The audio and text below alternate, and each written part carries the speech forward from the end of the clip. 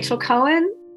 I am Henry Halpern's granddaughter, and I am a performing arts consultant.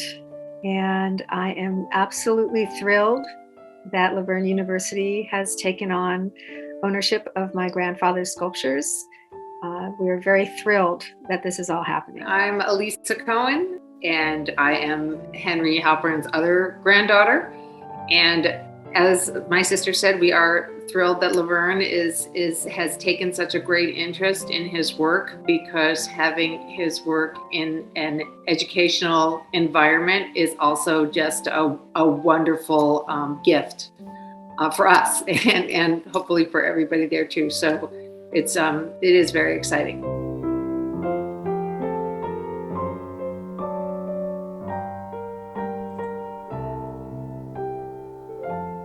Hi, I'm Ann Collier, and I'm the curator at the Cultural and Natural History Collections here at the University of Laverne.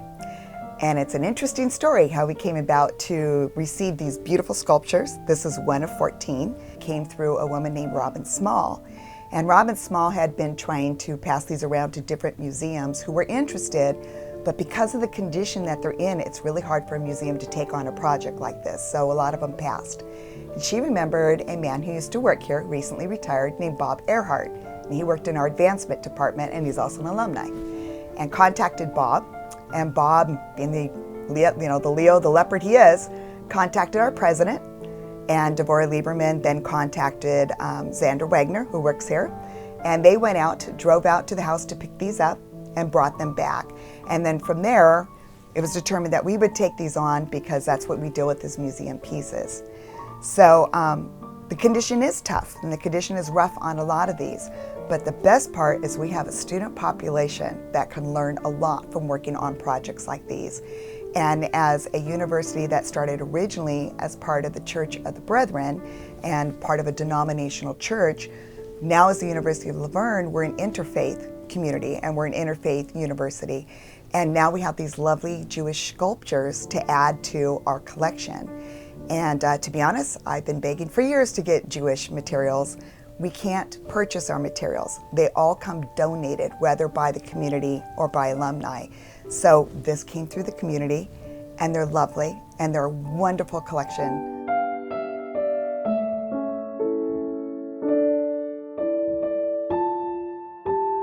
The sculptures are all made of green clay, which is a very inexpensive clay, and they were never fired, so they're slowly falling apart. But he would make these images of moments from his youth when he grew up in the shtetl in Ukraine, in this small town called Shargorod.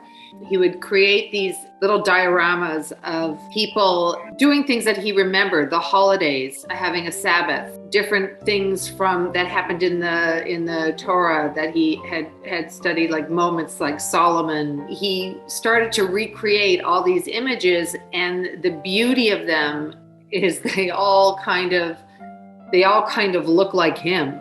They all have this such character. As you can see, he would roll out every finger and work on every face. And it was just amazing how they would come to life. And he went on to do other things, just profound moments, like people sitting together in peace in a park, or the lion and the lamb laying together. He decided he was going to make 50 of them, and he made 50 of them. And they were just real special documents and testimonies to his growing up and the world that he lived in. The thing about Henry Halpern is when we received these materials, I didn't know anything about them. They came to me blind, they came to the collection blind. My director, we knew nothing. So until we could meet with the family and get the backstory, the only way I can learn about Henry is through these materials and through these sculptures. I did a little genealogy backwork, and that's how we discovered he came over in the 1920s, which his granddaughters have confirmed.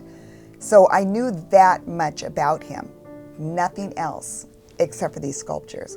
And I was able to determine he was a lovely man who loved life, who saw people very expressive. You look at these, they're talking, they're moving. I had one of our students who was looking at one of the sculptures, and she said to me, "Can you hear them talking?"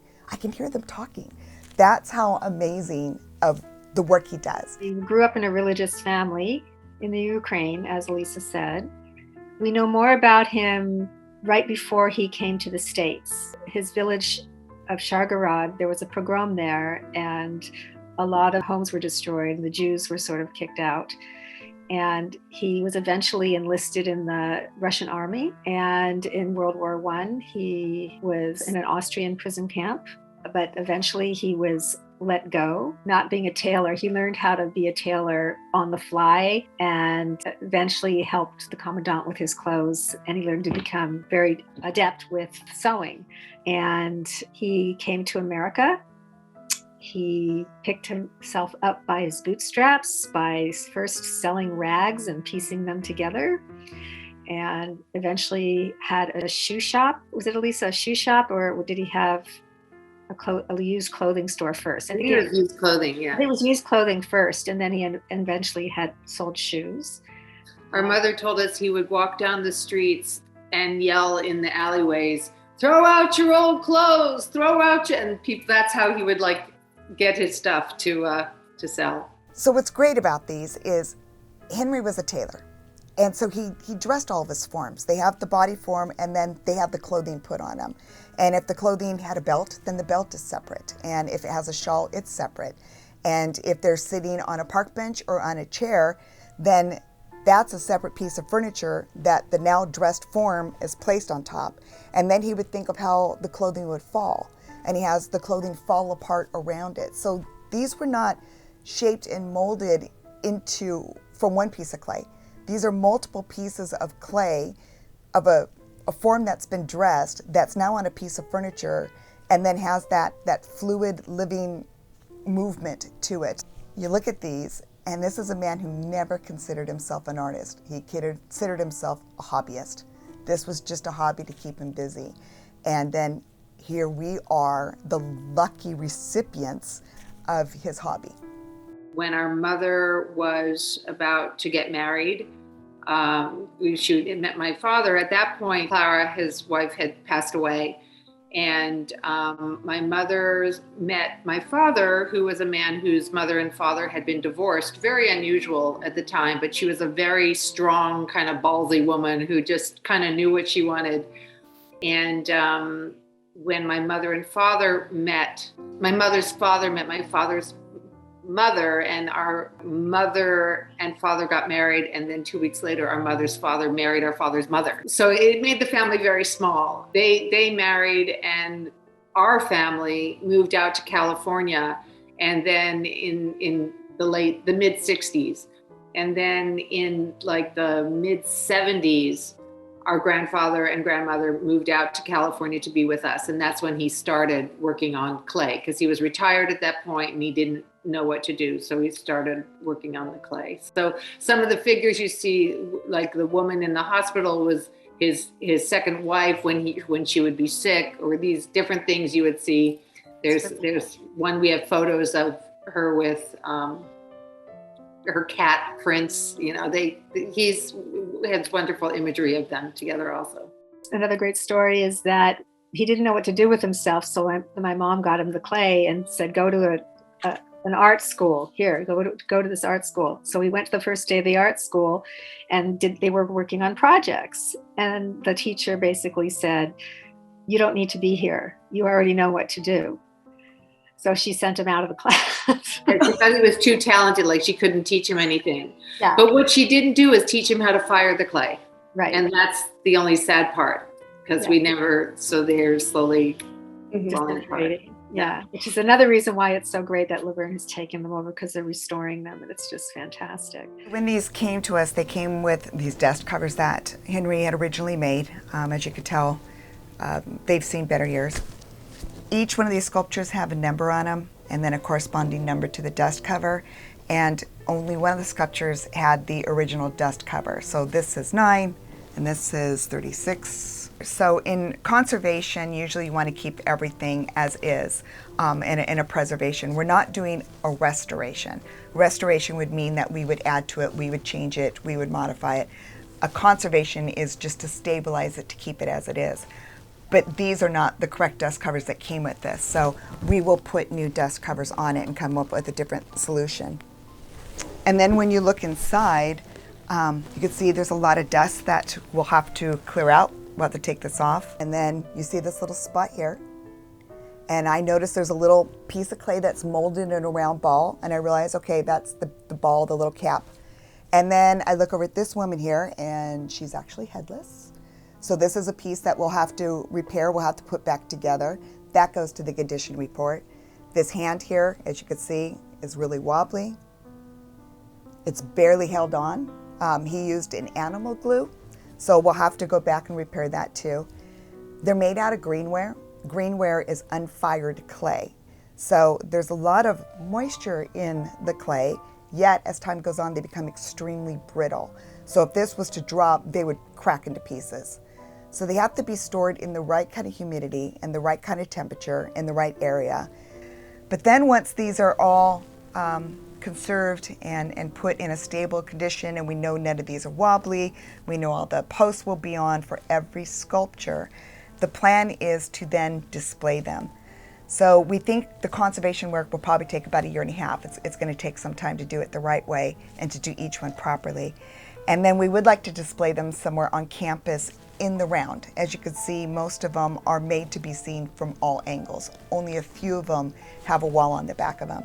So we'd like to get a display case that is viewable 360, where you can walk around and see these as they're meant to be seen. My grandfather would do these sculptures. He would show them at the local temple. He would show them at Topanga Plaza, which was a shopping center. And he would go into the shopping center in the mall and be there at the bottom floor and put his tables out with his sculptures, and people would walk by, because it's one of his favorite pastimes was just watching people. And here he was being able to watch people and deal with the sculptures and show his sculptures as well. So it was really quite wonderful. He donated a lot of them, and we're trying to locate a list that he made with the donations. Haven't found that list yet, but he made at least 50 sculptures were made, or at least I retrieved 50 sculptures in 2007. A lot of them fell apart. A lot of them I put in boxes with Elisa's wonderful son Sam's help, and we sent them off to Elisa, and just pieces. We tried to send a whole we did send a whole sculpture to see how it would send, because I actually had an inquiry from a museum in New York and a museum in Israel, but we learned very quickly that you could not send the sculptures. We just couldn't send them. They fell apart. So then what Elisa did with the sculptures that she got was... I was planning, very sadly, to just put the pieces, we have a path, a walking path. I was just going to put the pieces out, and I did take some heads and just put them out in the path to kind of go back to the earth, because we had, what was going to happen to them, they were just going to fall apart. And which is another reason I'm so thrilled that we've made this connection. They're alive again, I think, for all of us because of you guys. So we are thrilled about it. Elisa mentioned that she had multiple individual pieces of her grandfather's artwork that she placed around her yard and around her house, that she's giving back to the earth. And this is an example, because when she came out to visit us recently and brought more pieces, she brought these intact pieces. So they're not part of any one sculpture that we have, but they are intact pieces to work with and to look at. They're absolutely beautiful in themselves, even without being broken. And you can see the facial expression of this man. You can see the details in the back here. You got the 2 buttons that are closing together. It's amazing to think of what this piece would have been, or what he was saying at that time. And then we can use these still as artwork. We can still use these for conservation. Students can learn from them. My grandfather's personality he was probably one of the sweetest men I've ever met. He was just so wonderful. He was always endearing to us and very sweet. There he is. And he always had a smile, and he'd always say, Tochter, dear one, how are you today? What are you doing? Tell me what's going on. I just remember his skin next to my face. And I was telling this to Anne the other day, he used to wear Menon 500 aftershave. And I would always it just was such a safe place to be next to his cheek, And he was just always just so kind, and I can't express what a wonderful countenance he had, and how everybody loved him. He was just a fantastic human being, a mensch. Our mother wrote a lot, and she recorded him talking about his history in his own words. Everywhere you hear our mother speaking of him, she talks exactly what Rachel just said. She's like, my father was the sweetest man, and just good and gentle and kind. And that's really who he was.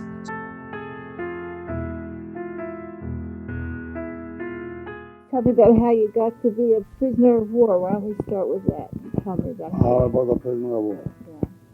To tell you the story about myself, how I was a prisoner of war, I have to tell you from the beginning. Start wherever you want. I was born in the Ukraine in a little town, and it's called Shargorod. I am the youngest child of the 8 children. We had 2 houses. One house next to us, we rented to a rabbi. And it's understood that a rabbi in a small town is the governor, is the judge, is everything. And when I was young, I liked it very much to go in and watch him the way he judges certain things, and a lot of things. I learned a lot of things. And of course, all these things came into my memories and my heart. The name of the sculpture here is Peace. So in this, it depicts peace. You've got an African-American guy speaking to a Jewish guy, arms around each other. You've got an Islamic guy, a Middle Eastern guy. You've got a lawman, military, shaking hands. And on this one, he uses a quote out of the Bible. And what he's showing that they'll take their swords and they'll turn them into plowshares. Isaiah chapter 2, verse 4, and they shall beat their swords into plowshares and their spears into pruning hooks. Nation shall not lift up sword against nation, neither shall they learn war anymore. Irony on that is he's Ukrainian. As you heard, he was in World War I. He was a prisoner of war. At the time, Russia was making Ukrainians Russian. He identified as Ukrainian.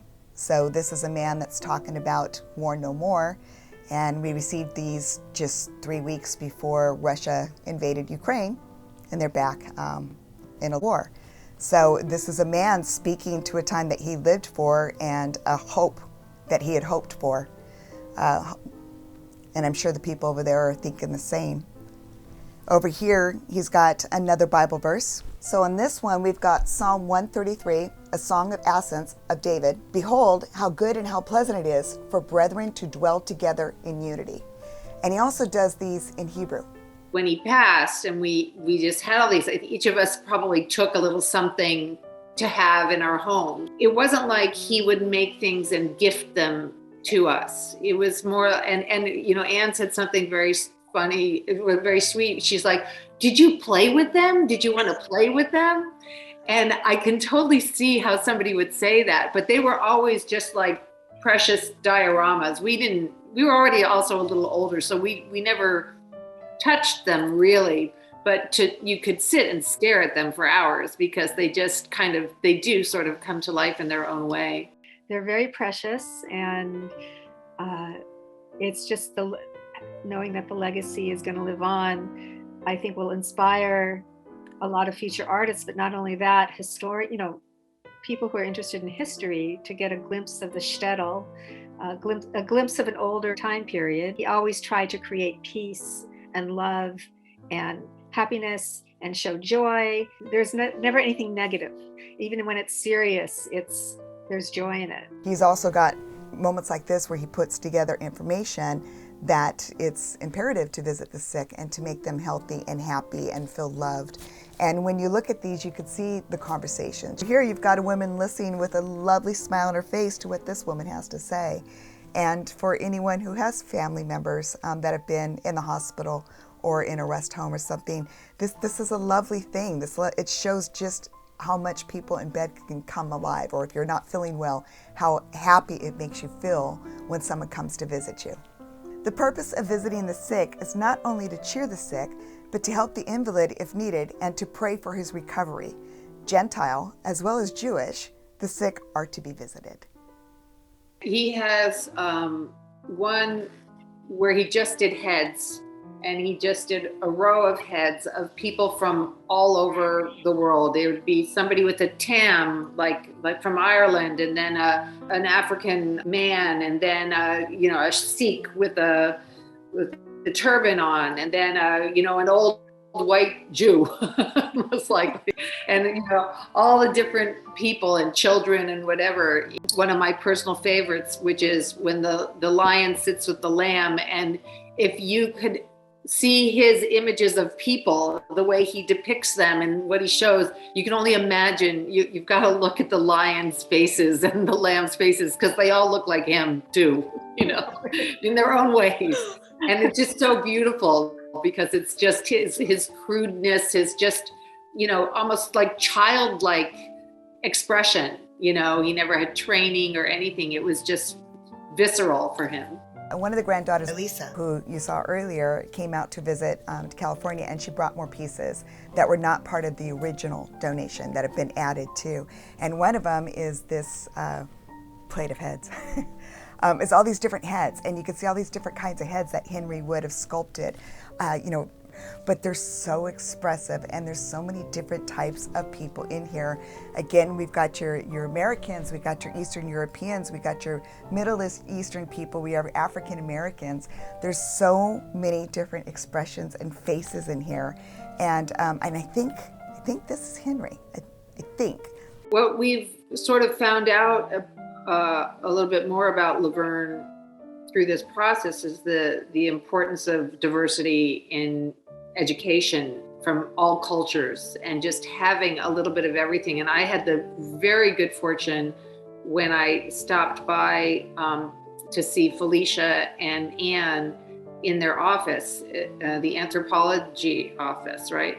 And saw bits and pieces of the collection that you all have there, which is amazing, from Native Americans all over the world, the things that you have gathered there. His sculptures bring something that was happening at the same time as those other things, but from a completely different sort of place in the world. So it helps build and tell a world story in a way. These images that he made, it's not words in a book, in a story. It's not a film. It's like literally a slice of his life by his own hands, and it's insight into, this is a Shabbos, but you see the challah, and you see the markings on the prayer shawl and everything that was of the time, from what his memory was. It's such an educational, historical gift. In its weird way, it just fits in so well with what you're all trying to do. So it's just very exciting that we've all, found each other. It's going to spur some students to do research, and the slice of life aspect of this is this one man's life, and he depicted it, was a gift to us, and it's a gift for everybody. It's a gift, I think. And the process leading up to it has already been so wonderful, all because of this one woman, Robin, who connected us. So it's amazing how life happens. It was meant to be. Beshert is what we call it. Beshert. As it always is with museums, we are funded 100% solely on soft monies and donations. So if anyone out there would like to buy a display case or buy materials for us to use or donate, you can donate to us, the Cultural and Natural History Collections.